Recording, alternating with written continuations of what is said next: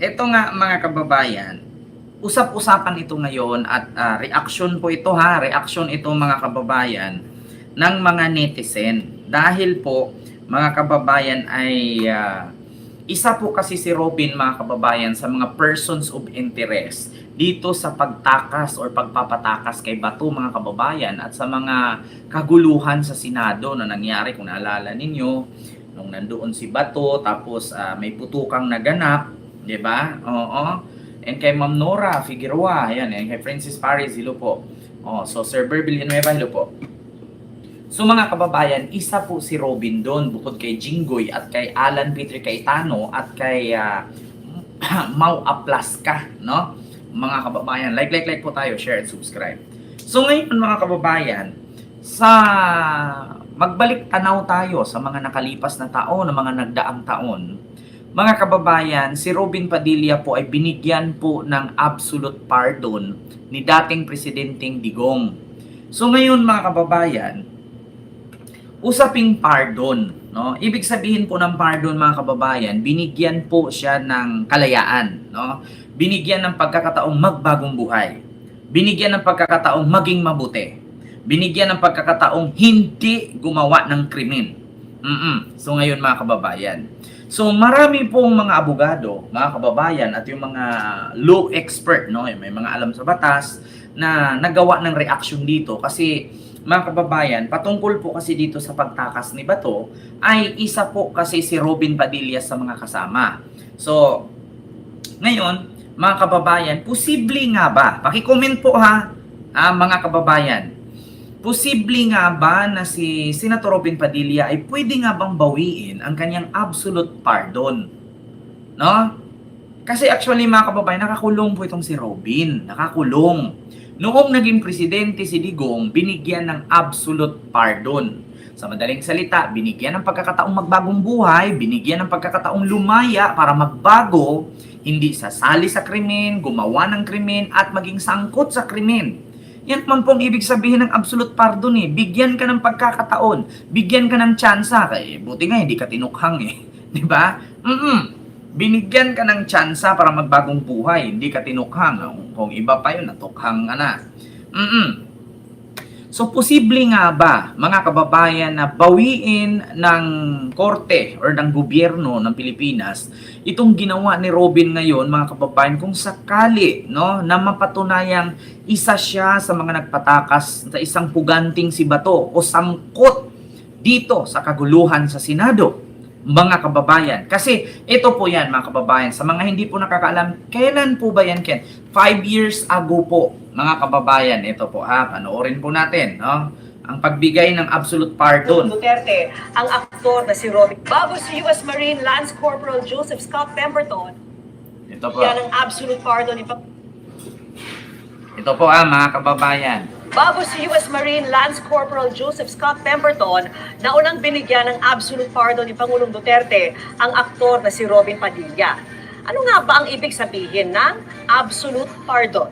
Yan po ang tinutukan ni Ivan Mayrina. Hindi may tago noon na aktor na si Robin Padilla ang kanyang tuwa nang bigyan siya ng Pangulong Duterte ng absolute pardon sa mga unang buwan ng kanyang panunungkulan noong 2016. Bago niyan ang masugid na taga-suporta ni Pangulong Duterte na si Padilla, nahatulang guilty noong 1994 sa kasong illegal possession of firearms at nasentensya ang makulong ng 21 taon.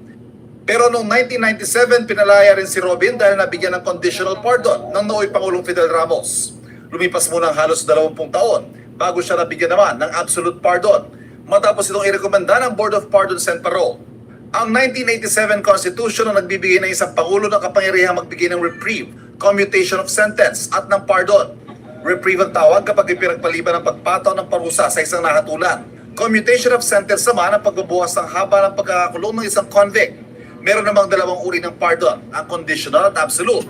Sa conditional pardon, may partial extinction o pagbura sa pananagutang kriminal ng isang convict at may mga kaakibat itong kondisyon. Ang absolute pardon naman, binuburo ng lahat ng pananagutang kriminal ng isang convict.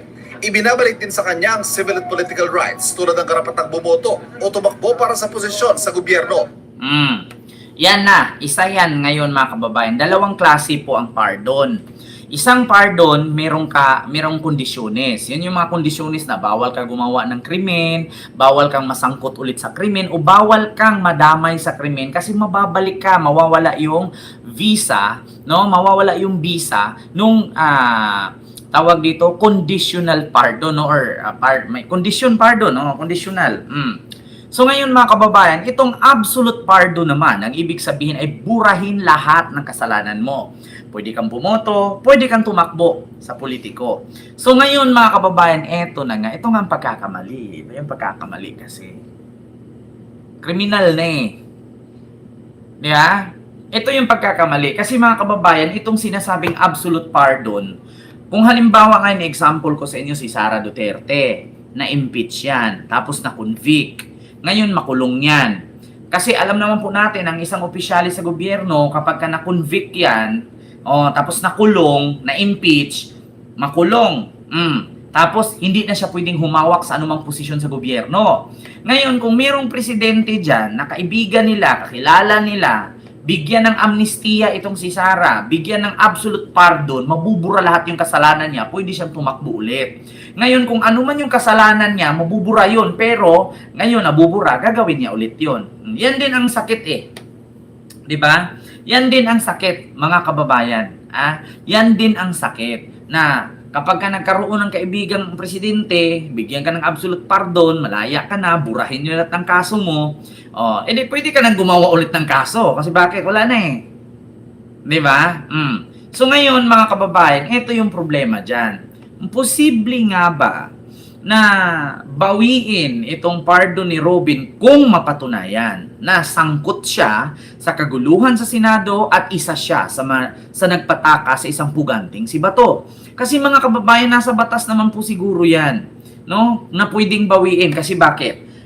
Ito ha, mga kababayan, meron akong example sa inyo. Kung naalala nyo noon, si Trillanes, isa po yan sa nabigyan ng amnesty. Or di ko lang sure kung magkaiba ba ang amnesty, magkaiba ba ang pardon. Naalala nyo mga kababayan, si Trillanes, isa yan sa nabigyan ng amnesty na mapawalang bisa ang kanyang kasong rebellion. Kung naalala nyo noon, si Trillanes ay nakipaglaban po sa korupsyon ni Gloria Arroyo. Diba? So, siya ba'y kinasuhan at siya'y kinulong. Ngunit noong naging presidente si Pinoy ay parang nabigyan ata ito ng amnesty, no? At nakalaya itong si Trillanes. Ngunit mga kababayan, kung naalala nyo po, noong 2016, nung naging presidente si Digong, ay binawi po ni Digong ang amnesty ni Trillanes. Ngunit hindi po iyon nag-success kasi mga kababayan, kulang po sa papel si Digong at nanalo po si Trillanes. No? Sa mga hindi nakakaalam mga kababayan, pwede pong bawiin ang pardon ni Robin. Bakit? Kung kay Digong, pwede niyang bawiin ang amnesty ni Trillanes, kay Robin, hindi. Ano yon? Ano yun? Magkaiba ang batas natin? Pag si Digong ang presidente, may sariling batas. Pag si Robin na, hindi na po pwede. Ano yun? Sila ba ang nagmamay-ari ng sanlibutan? Ano sila, anak ng Diyos? Sila lang ba ang may marunong huminga? Sila lang ba ang marunong uminom? Sila lang ba ang marunong umutot at tumae? Sila lang ba ang mabaho ang hininga? Kung naalala ninyo mga kababayan, paki-comment kung napanood ninyo at nabalitaan ninyo na binawi. Binawi ni Digong. No? Yung amnesty ni Trillanes, naalala nyo yun? Okay, continue ko muna itong kay Robin. Absolute. Ibig sabihin ron, walang kondisyon na inilatag yung executive when the pardon was granted. Ang binubura niya, yung penalty, not the crime itself. Ibig sabihin, yung conviction stays, he remains convicted of the crime, except that hindi niya na kailangang i-satisfy or i-serve yung sentence imposed by the court. Sabi ni Justice Secretary Menardo Guevara sa karaniwang proseso, kailangan mag-apply ng isang sentensyado para rito. Susuriin ito ng Board of Pardon Central ng DOJ, saka i-rekomenda sa Pangulo. Taon-taon, libu-libong application para rito ang natatanggap ng DOJ at itong may COVID-19 pandemic. Umaabot sa 200 na application kada linggo ang pinoproseso. Pero sa kaso ni Lance Corporal Joseph Scott Pemberton, kusang ibinigay ni Pangulong Duterte ang absolute pardon. Wala naman daw irregular o illegal dito. Pero kapuna-puna raw ang timing ng pagbibigay ng pardon ayon sa ilang mga eksperto. Diba? Requirement sa Constitution na mag-apply ka. Full discretion ko yan ng President. Ang medyo unusual dito. Diba? Naalala nyo mga kababayan? ito pong si Lance Corporal Pemberton, or ano ba, si Lance Corporal Smith o Pemberton, kung naalala niyo, ito po yung pumatay sa isang transgender na si Jennifer Laude. Kung naalala niyo din po, ang abogado ni Jennifer Laude ay si Harry Roque. Naalala ninyo, si Lance Corporal Smith Pemberton, apelyido basta Pemberton, binigyan ng pardon ni Digong. Tapos si Harry Roque, naging spokesperson ni Digong, di ba? Kita ninyo kung gaano kabalimbing yan si Harry Roque. Putang ina, pinaglaban ni Harry Roque yan noon. Siya ang abogado ni Jennifer Laude, yung transgender na inumpog-umpog sa bawl yung ulo at pinatay nito ni Corporal. Si Lance Corporal Pemberton, no? Siya po ang pumatay kay Jennifer Laude at ang abogado noon ay si Harry Roque. Ngunit sapagkat bagamat di umano, pinalaya ni Digong itong si Lance Corporal Pemberton. At si Harry Roque ay naging spokesperson ni Digong. Diba? Kaya ngayon mga kababayan, kung tutuusin talaga sa mata ng tao, sa mata ng Pilipino, sa mata ng sambayan ng Pilipino or netizen, hindi po talaga maganda ang pagbibigay ng pardon. Bakit? Dapat panagutan mo ang kasalanan mo. Dapat sintensya kung hanggang kailan para matuto at para magtanda. Kasi bakit? Katulad niyan, si Erap, na-impeach, nakulong, binigyan ng pardon, nakalaya, tumakbong mayor ulit. Naalala niyo mga kababayan, pangit po talaga, no?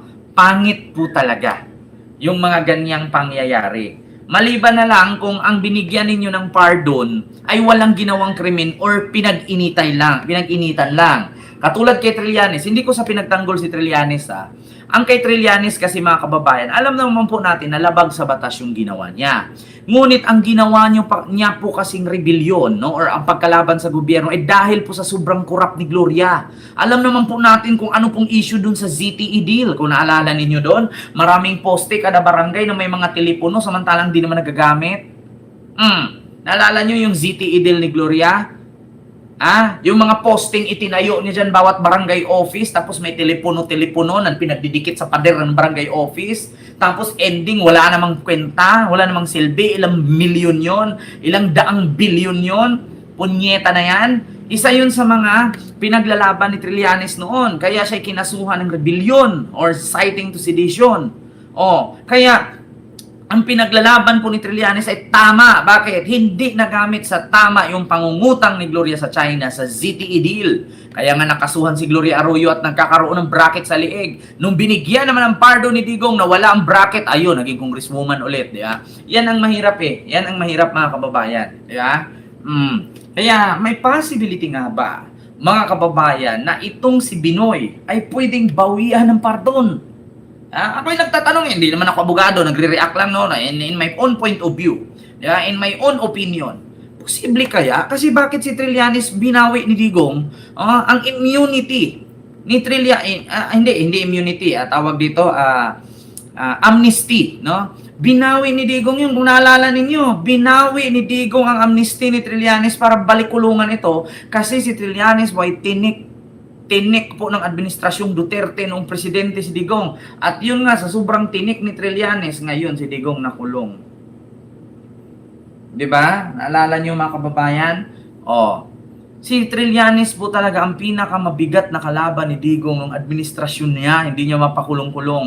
Kaya nga tinangka ni Digong yun ang bawiin ang amnesty ni Trillanes kusa. Ngunit mga kababayan ay palpak. Bakit? Ang doon kasi sa nilagay na grounds ni Digong doon sa amnesty ni Trillanes ay habang binigyan daw ito ng amnesty si Trillanes, hindi daw dumalo. Pero ending, may media, may recording video, may nasa balita na si Trillanes ay dumalo noong iginawa itong amnesty. So, yun po ay napawalang bisa at si Trillanes po ay lumaya.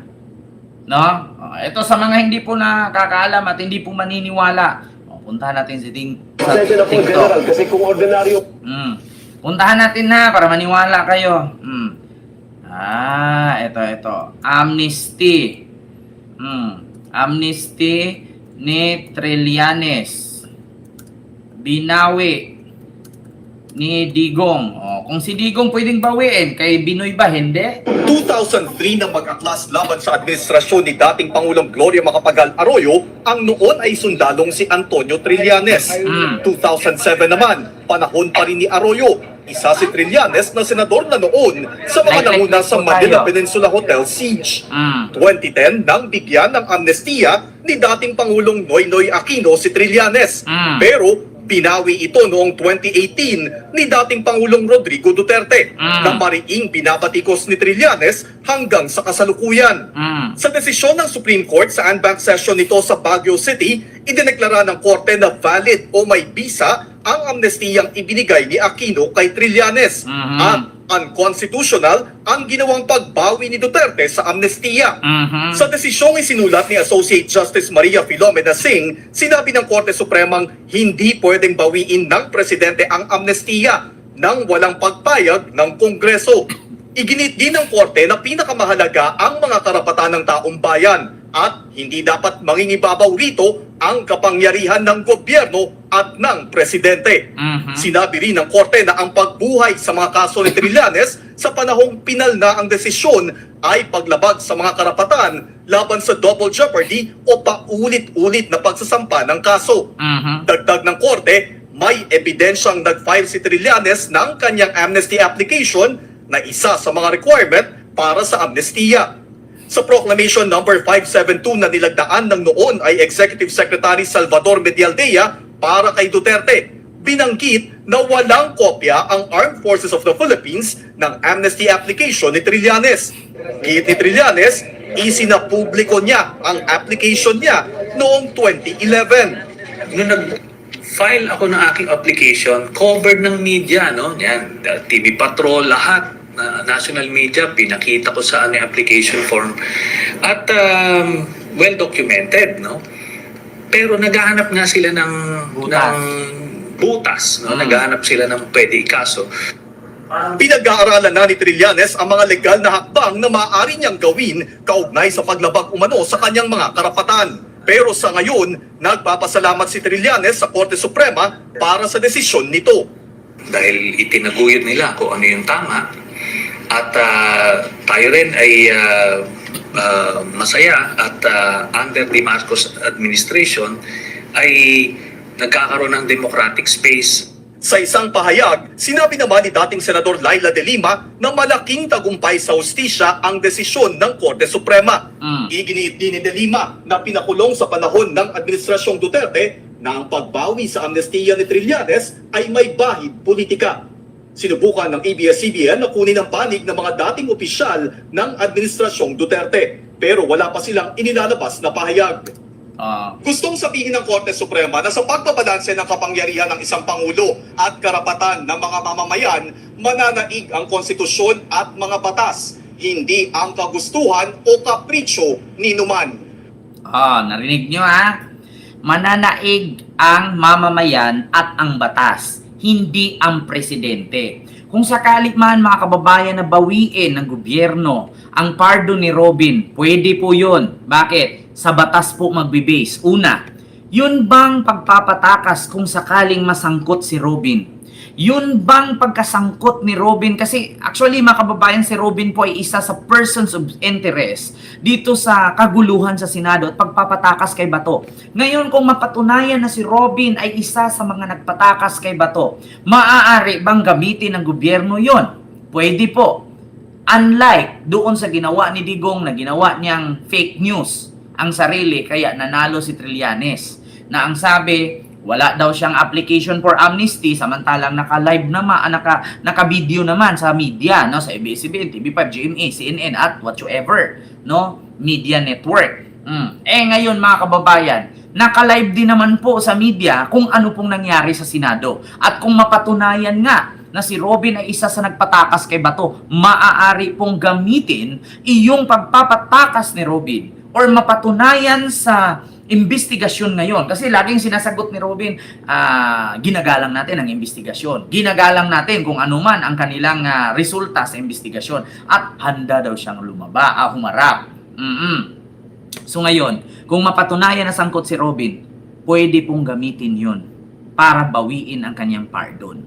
Nako, mga kababayan, mabuhay yung kanyang kaso at may panibago pang kaso, obstruction of justice. Kung sakali man. Na, yan ang sinabi ko sa inyo. Pabida kasi kayo eh. Akala nyo mga hero kayo eh. Yan, sabi nga ni Vice Ganda, sino ang kasama ni Batman? Si Robin. Di ba? At bukod dyan, mga kababayan,